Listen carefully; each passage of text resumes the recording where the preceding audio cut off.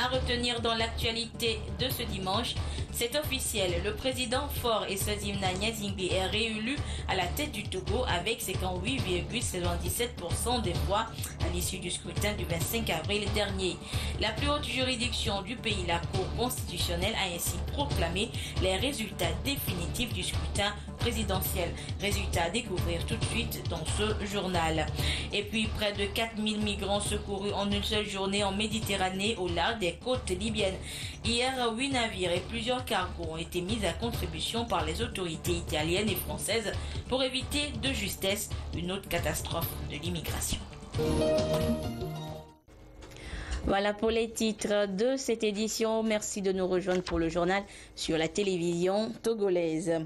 Je le disais en titre, le président sortant Faure Eswazimna Gnazingbe a remporté le scrutin du 25 avril dernier avec 58,77% des voix, devançant ainsi ses 4 autres adversaires. C'est ce qu'il faudra retenir des résultats définitifs de cette élection proclamée ce dimanche par la Cour constitutionnelle, la plus haute juridiction du pays. Le compte rendu avec Arnaud Kiliou et Aimé Abel.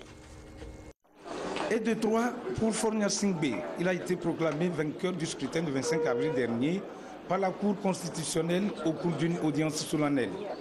La Cour, à partir des résultats provisoires de la CENI et se fondant sur les prérogatives que lui confère la Constitution, a redressé les chiffres compilés par les 42 CELI et aboutir aux résultats définitifs sur le plan national.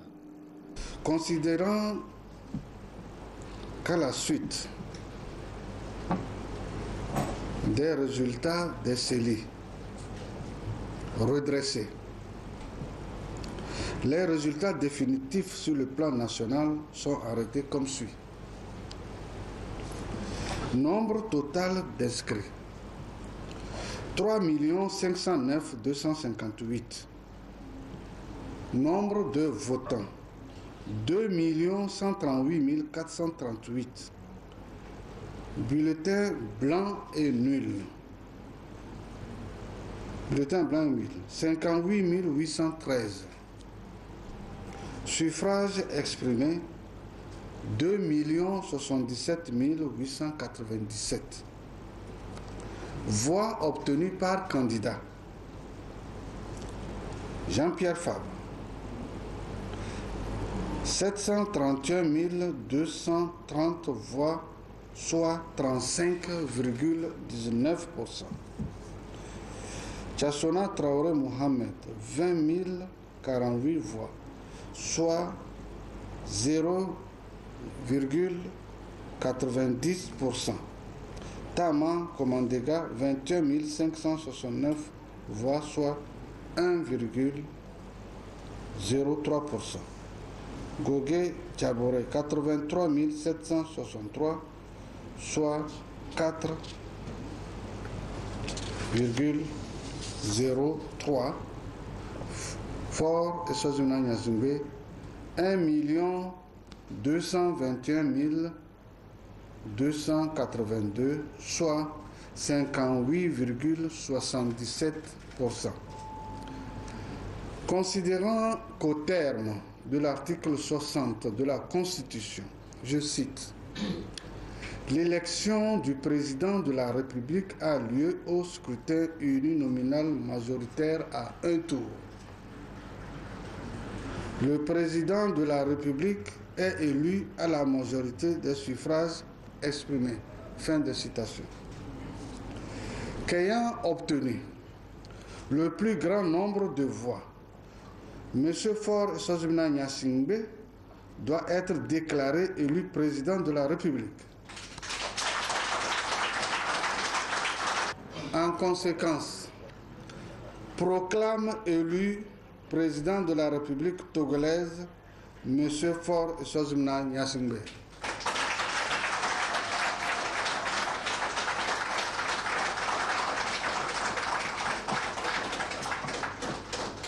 Merci. Ordonne la publication de la présente décision au journal officiel de la République togolaise suivant la procédure d'urgence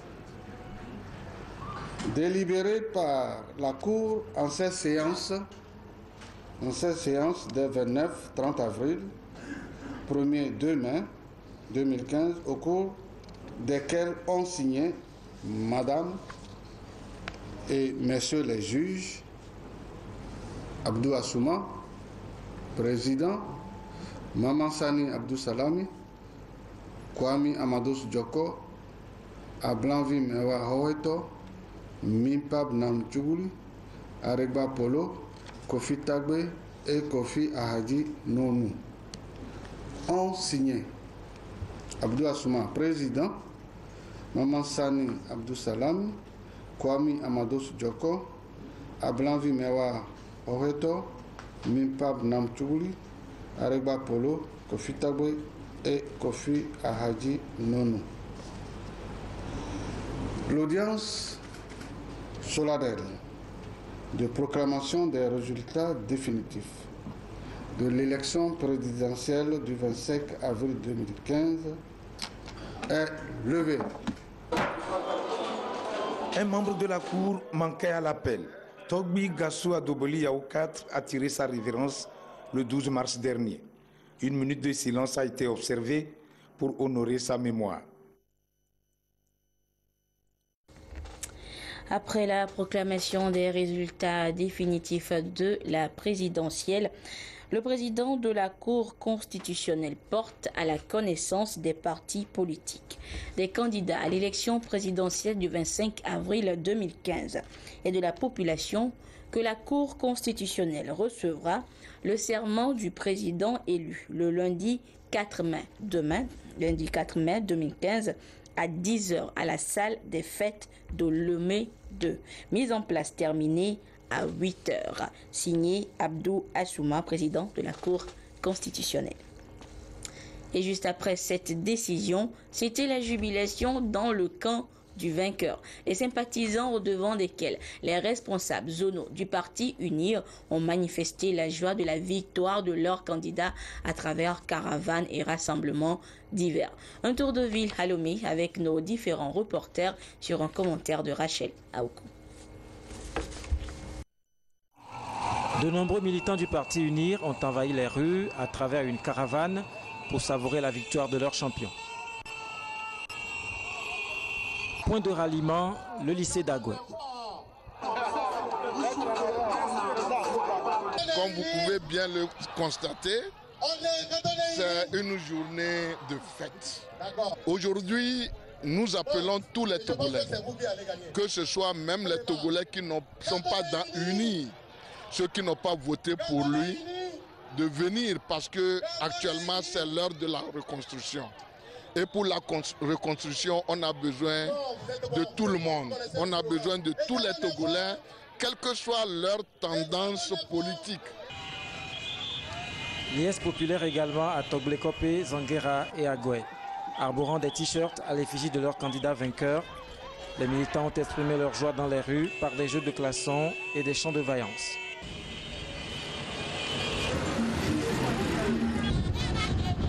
Cris de joie et euphorie générale dans les rues de Lomé. La victoire de Fornia Singbe, candidat du parti Union pour la République UNIR, a été célébrée dans toutes ses dimensions. Militants et sympathisants du parti UNIR de la zone 6 et 7 ont manifesté une fois encore leur adhésion aux idéaux du parti en saluant avec enthousiasme la réélection de Fornia Singbe.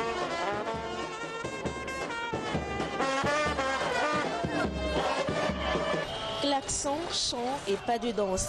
Tout ceci pour exprimer leur joie de la proclamation de la victoire de leur candidat, Fort Eswazina Nyasingbe, candidat du parti Union pour la République UNIR. Ils sont des centaines de militants et sympathisants réunis autour de la coordinatrice UNIR de la zone 5. Scène de liesse pour saluer la victoire du candidat Fort Nyasingbe à la présidentielle du 25 avril dernier. Ces jeunes du parti UNIR se sont investis pour un nouveau quinquennat du président Fort Nyasingbe. Et c'est dans la joie et l'allégresse que la nouvelle a été accueillie.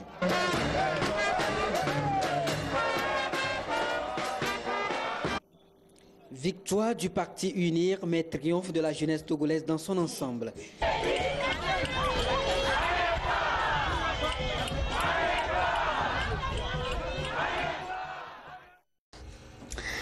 Autre actualité, bientôt les quartiers de Kosobio et de Kpalu dans la commune de Sokodé ne subiront plus les affres des inondations. Ceci grâce au projet d'assainissement mis en route la semaine dernière par le ministère en charge de l'environnement et des ressources forestières.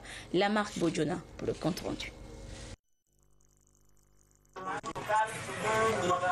Les travaux consistent à réparer les caniveaux existants, à en construire de nouveaux et à remblayer les rues. Ces travaux seront menés par la communauté bénéficiaire sous l'égide de l'ONG Éducation Développement pour une durée de 10 mois pour un coût de 45 438 180 francs CFA financés par la Banque mondiale par le biais de l'Agence d'appui aux initiatives de base Agaïb.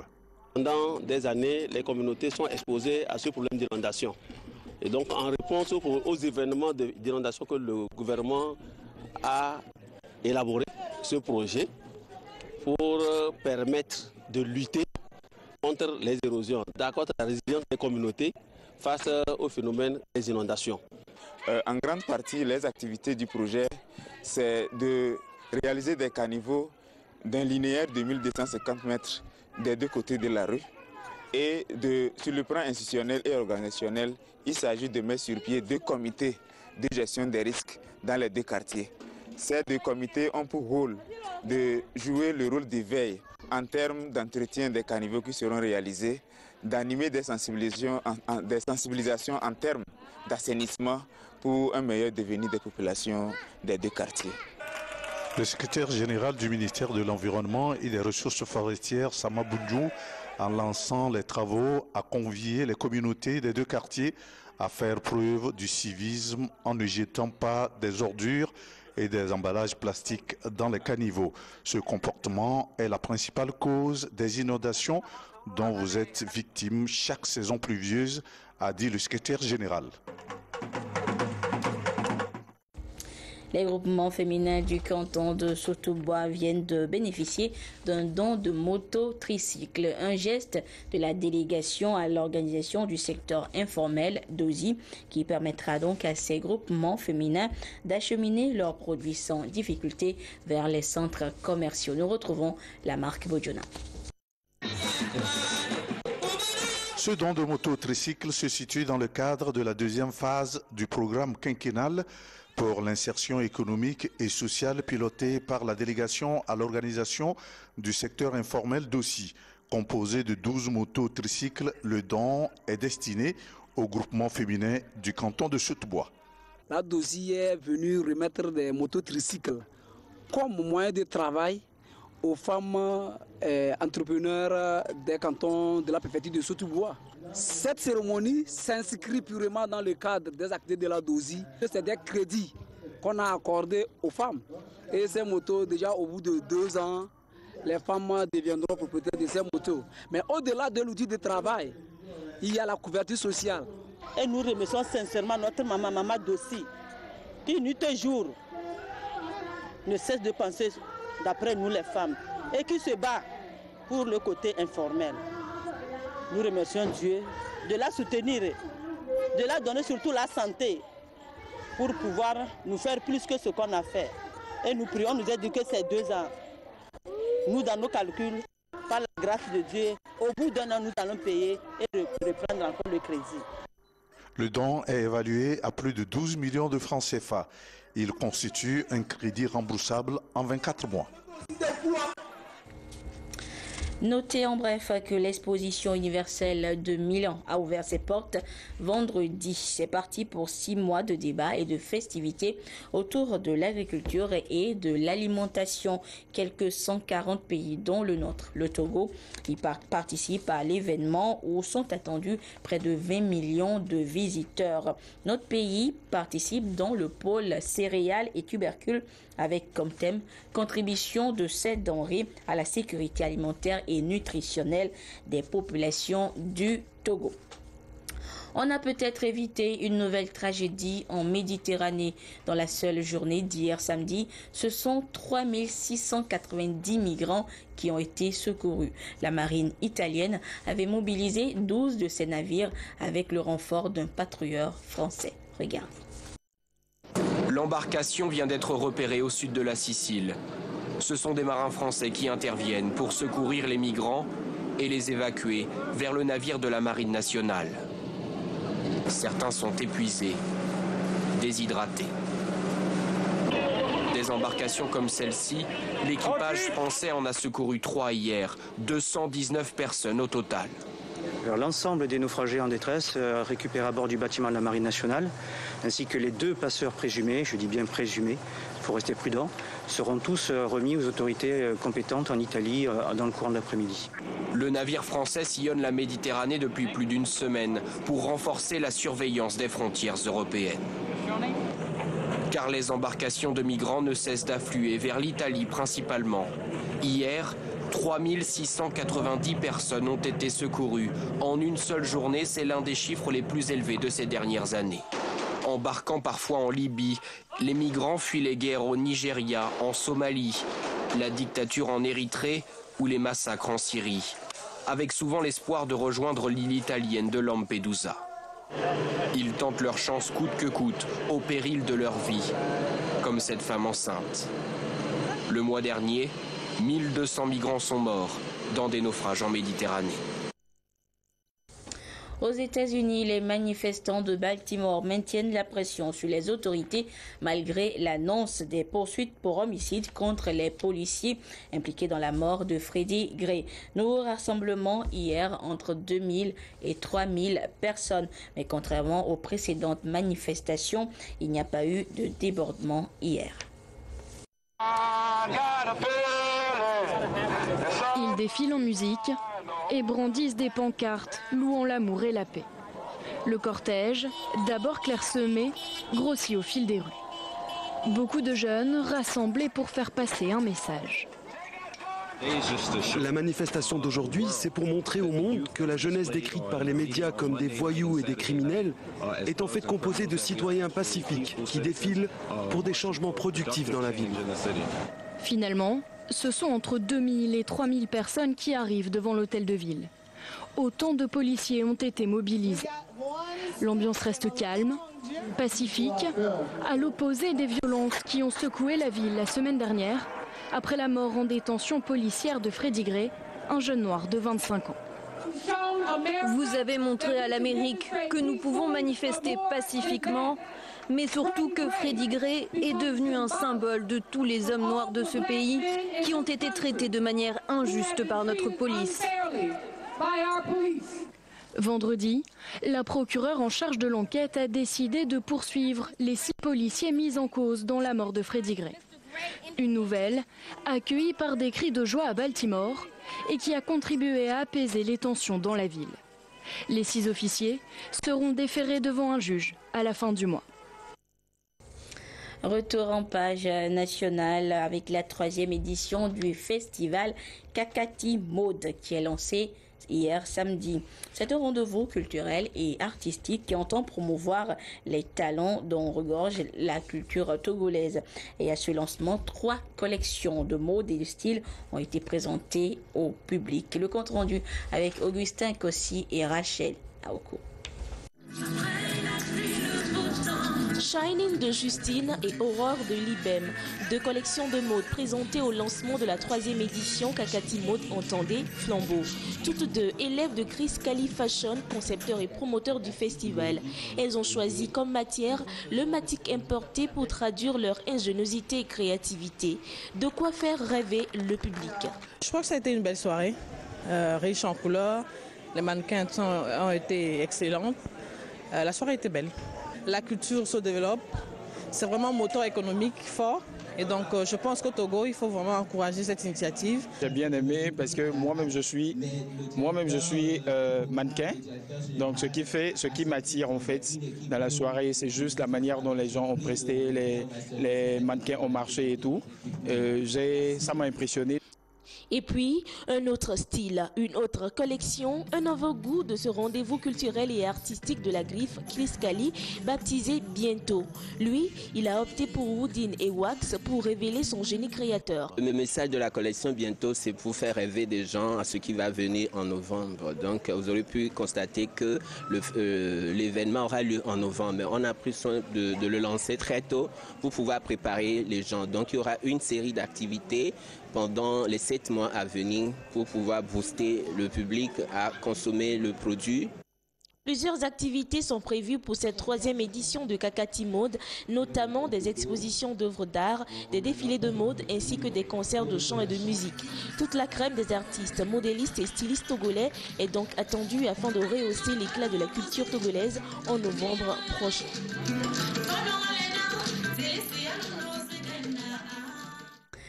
Direction la Grande-Bretagne à présent avec l'actualité du moment, le nouveau-né royal. Depuis hier, le couple princier William et Kate a une fille. Et au lendemain de cette naissance, les Anglais se livrent à un jeu. Découvrir le prénom de la petite princesse. Regardez. Son visage a fait le tour du monde, mais son prénom reste pour l'instant un secret bien gardé. Charlotte, Alice ou Victoria, ce sont les pronostics des médias anglais. Les parents, eux, sont restés muets depuis leur sortie de la maternité. Mais dans les rues de Londres, chacun a son avis sur la question. Alice est très haut dans les sondages et je trouve que c'est un très joli prénom. J'aimerais bien que ce soit un peu plus original comme Sky ou Hope, mais ils vont très certainement rester dans les traditions.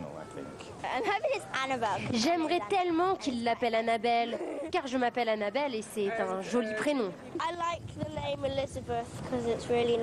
J'aime le prénom Elisabeth, surtout parce que la reine s'appelle comme ça. Ce serait bien que cette petite fille ait le même prénom que son arrière-grand-mère.